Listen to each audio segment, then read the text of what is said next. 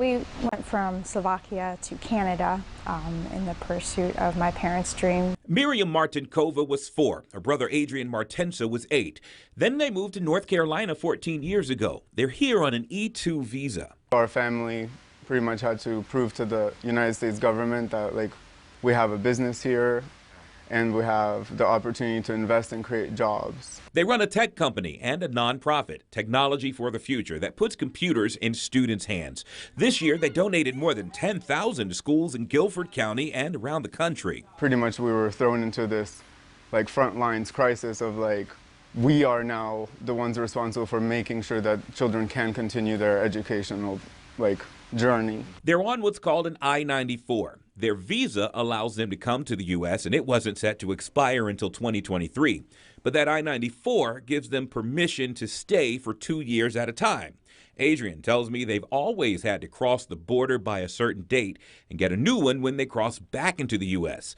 While trying to get computers out to 2 schools last month, they overlooked their deadline by 2 weeks. So as soon as we found out, we quickly drove up to the Canadian border in Buffalo. Because we knew at that point that we were late, and we were told that we just need to go to the border and renew it. They tell us we are arrested, and I start shaking, obviously, because I don't break rules. You know, the worst thing I've done is get a parking ticket. They had 2 choices: wait for a judge to hear their case or agree to leave the country. I was really concerned because what they told us was that if the judge decides that we did overstay and that we had to leave, it would essentially begin the process of an actual deportation, which results in a ban. And I think that's my greatest fear. So they decided to leave, and now the clock is ticking. They have until June 21st. It doesn't matter what we were doing, it doesn't matter what we do.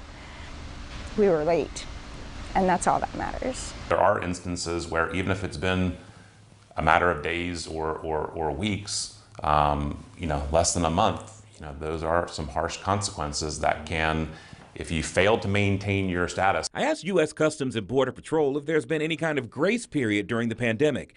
They say there is no grace period, and non-citizens can access the I-94 website if they need a reminder. David Long is an immigration attorney. He does not represent Adrian and Miriam.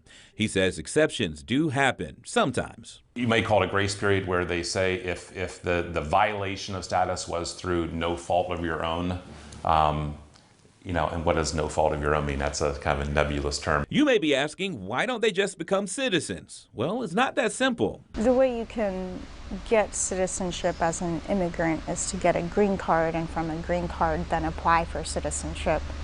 But with our current visa,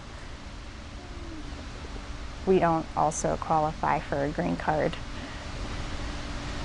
So we don't have a path. In High Point, Tracy Clemens, Fox 8 News.